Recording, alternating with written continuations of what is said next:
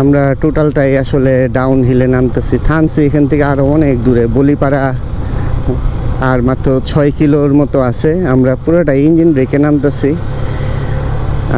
বাইকে চেষ্টা করতেছি ব্রেক কম ধরার জন্য, কারণ মাঝে মধ্যে একটু ফ্রি করে দিতেছি যাতে ঝামেলা না হয়, যাতে ইঞ্জিনটা একটু ফ্রি থাকে।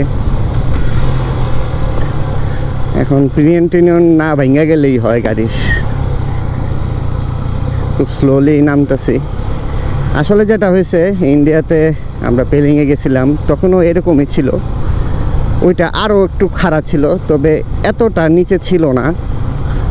উঠছিল কিন্তু খাড়া, কিন্তু নিচে ছিল আরও, মনে হইতেছে যে সিঁড়ি দিয়ে নামতেছে, এরকম বাইক পড়ে যাইব।